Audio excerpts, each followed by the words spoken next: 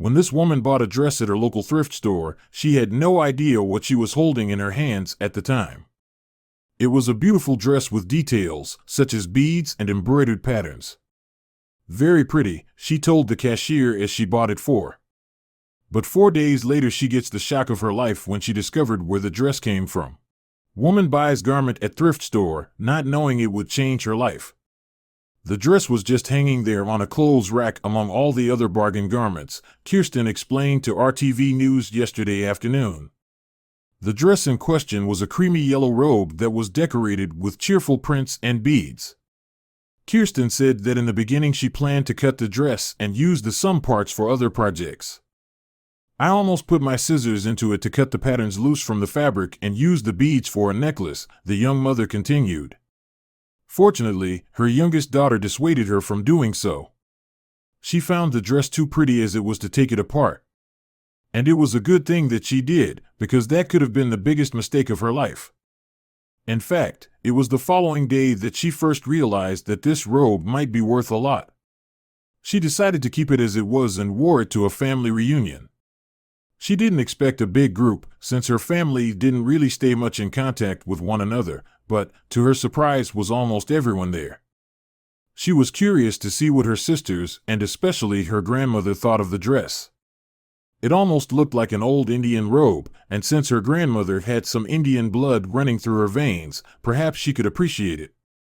The old woman wore a lot of the same styles of dresses herself and would love to see Kirsten wear it. That she knew for certain. However, the reaction her grandmother gave when she first saw the dress left Kirsten in shock. Her sisters reacted quite positively to the dress. Kirsten was a real do-it-yourselfer when it came to clothing, and each and every one of the women came over to see the beautiful embroidery. She received a flattering compliment. "It's a good thing that I listened to my daughter." "Did you make this all by yourself?" her oldest sister asked. But contrary to what she would normally answer, she had to confess that the entire robe was not self-made. But in this case she had bought it exactly like this for a few bucks at the thrift store. They were all amazed and thought that the garment looked beautiful. What a bargain! However, when she arrived at her grandmother's house and showed her the dress, she received a response she had never anticipated. It was as if she had seen a ghost, she said. Her grandmother was happily sipping from an iced tea and had not yet noticed Kirsten, but when the latter stood right in front of the older woman and showed her the dress, the old woman could hardly take her eyes off her. "What do you think, Grandma? Does this remind you of the old days?" Her grandmother had still been born on the Indian reservation, and Kirsten could remember pictures from her great-grandparents, her grandmother's parents, wearing similar such robes. So this dress Kirsten wore must have transported her right back in time. It was an imitation, of course, but perhaps it brought the dear old lady fond memories of the old days. But then her grandmother suddenly bursted into tears. And not just some slow-running streams of water. No, full-on crying. "What is it, Grandma? Why are you reacting so emotional just from seeing this dress? Don't you like it?" Kirsten asked. But that was absolutely not the case. Her grandmother looked pale and tears ran down her cheeks. "I never expected to see this dress ever again. I thought it was lost forever," her grandmother replied. Kirsten didn't understand a thing. It was a dress from the thrift store. What made this thing so special that it would create such a big reaction from her grandmother? But then the old woman told Kirsten something that made the hairs on the back of her neck stand up. "This dress is much more special than you can ever imagine. I don't know how it ended up in the thrift store, but it certainly doesn't belong there. I could tell you the whole story, but this dress deserves more than that." Kirsten was advised to talk to her uncle about this. He was an appraiser of valuable and rare goods. Seemingly he knew all about this dress, but unfortunately he was also the only one not present at the family reunion.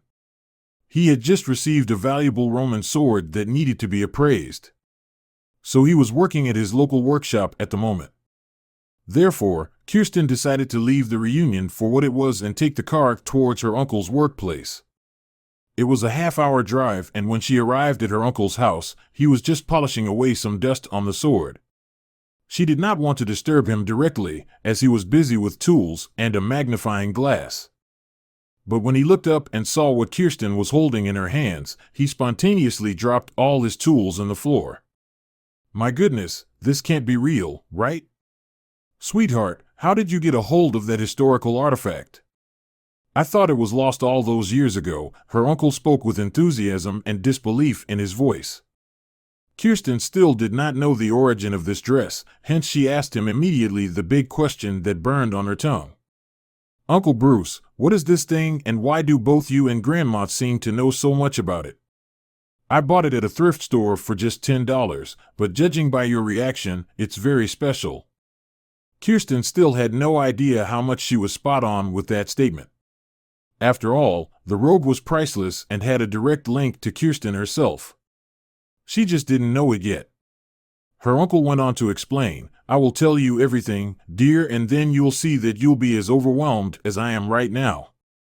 How the dress ended up in a thrift store was a mystery to her uncle, but at least that was certainly not a place where it belonged. This robe should be an heirloom for the entire family, for it was worn by perhaps the most important woman in American history. A woman who would spark change for generations to come after her. Namely, Ruth Muskrat Bronson. That name sounded familiar to Kirsten. She thought that she heard it somewhere before. Yet she couldn't quite place where she heard it. Maybe it was her grandmother. She for some reason seemed to know the origin of the dress. Maybe she also knew about this woman. "Who is that, Uncle Bruce?" she asked with a confused look on her face. Ruth Muskrat Bronson turned out to be Kirsten's great-aunt. An important woman that was connected through a strong bloodline, which ran back generations. She had unfortunately never been able to know the woman because, of course, she had died long before Kirsten was born. But that did not make her connection with this woman less special. Because that was exactly what Ruth was, special. But Ruth Muskrat was undoubtedly the most important original female inhabitant of America. She was a writer, a poet, a teacher, and perhaps most important of all, a world-renowned politician that put the Native American people on the map way back when. Bruce walked over to the back and showed Ruth something he had found years back. This was a photo taken in 1923 when Ruth had just finished her university studies. For that time, she was a modern and progressive woman, but she never forgot where she came from. She was an advocate for the rights of the indigenous people of America and therefore tried to fight for the interests of her people at all costs. Therefore, she gave great lectures on culture and education at important American conventions. She spoke to ministers, to businessmen, secured voting rights, and even managed to get water pipes built for thousands of poor Native American families at the reservation. Yes, this woman could do it all. And she left no stone unturned when it came to the well-being of her people. Kirsten couldn't believe it. And when she looked at the photo, she noticed something else that was special. First, Kirsten beckoned at the dress her great-aunt was wearing in the photo, and her uncle indeed confirmed that it was the exact same dress she had brought with her today. Now she got why he was so excited when he saw her come into the store.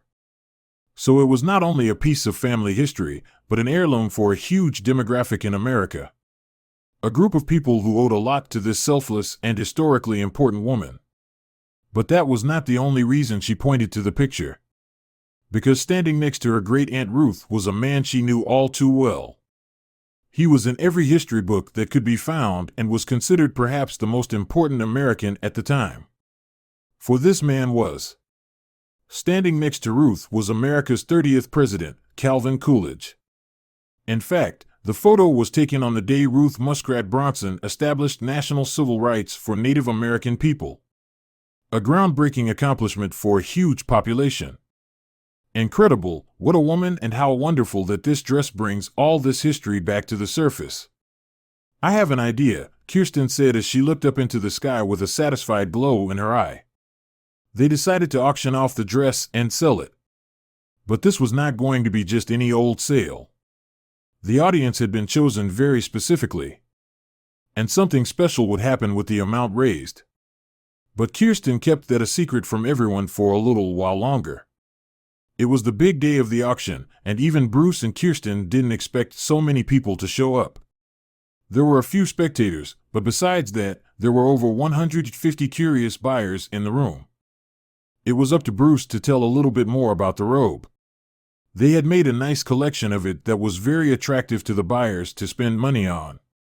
Ruth Muskrat's original shoes and official documentation of the time had been added to the auction. But of course it was not complete without the special dress. Kirsten placed the dress over a bust and posed happily beside it. She was proud of her heritage, and that's why she wanted to present the dress herself. But at that moment, she still had no idea what was about to happen. Bruce's story was gripping and vivid. Kirsten could clearly see that the entire room was eagerly absorbing every word he had to say. It was her job to stand behind the artifacts and point out all the objects one by one as they made their way up to the dress.